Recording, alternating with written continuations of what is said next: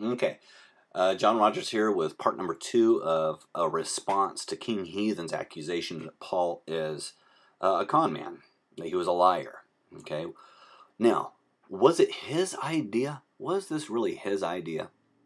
Paul himself says, and this is one of the things that he says, and I think that this is good logic. Paul was a logician par excellence. I mean, this guy was very logical and a good mind. He says this.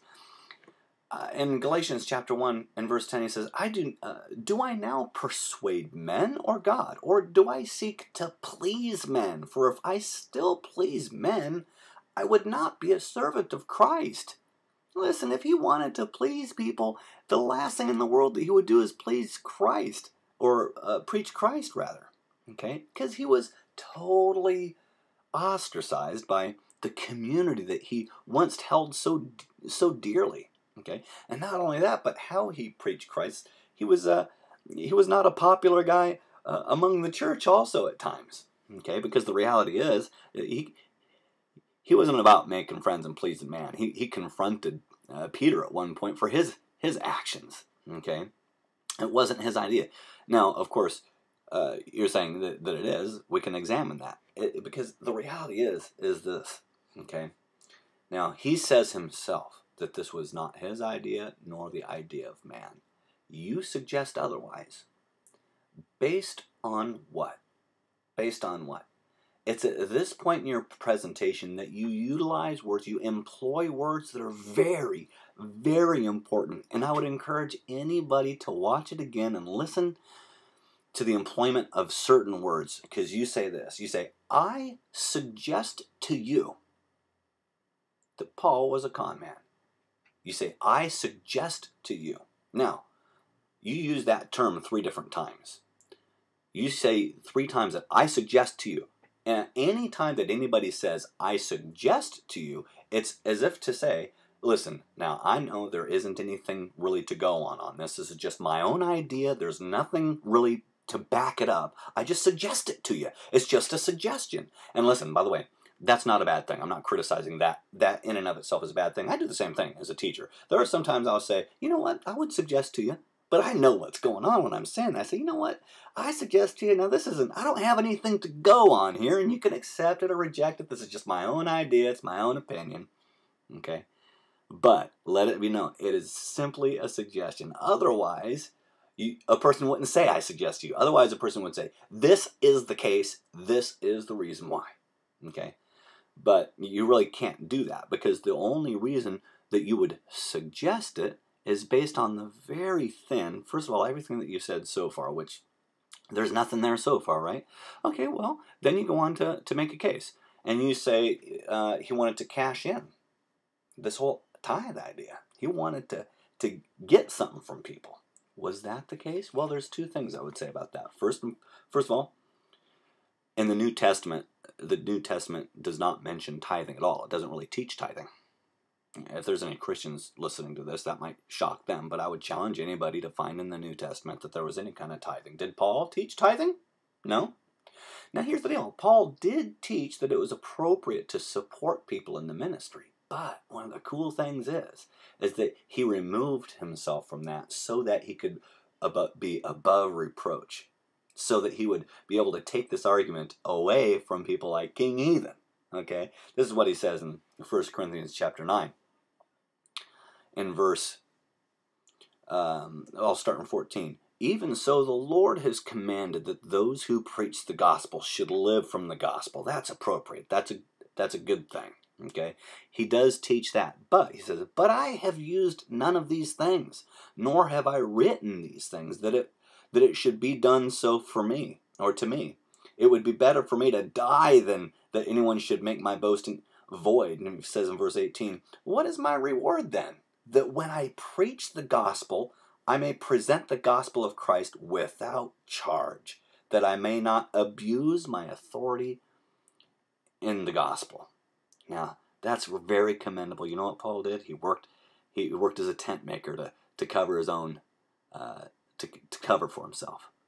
Now, once again, this is something that everybody knew. Everybody knew that about him. Okay, so it certainly wasn't to cash in, because he didn't do that. Now, what about Paul did all these things to change the law. Why? To get more converts. He says, oh, hey, listen, circumcision, that's no problem. Come on in. He wanted more converts. Why to cash in on? Well, he didn't cash in on. But one thing that's clear is that he didn't change these things. It was not Paul that changed those things. The idea of circumcision was changed in the Jerusalem Council. You can see that in Acts chapter 15. That was the apostles did that. Jesus changed things. Okay. In fact, boy, a whole big section can be said on this. I'm going to just touch on it real quickly because you bring this up.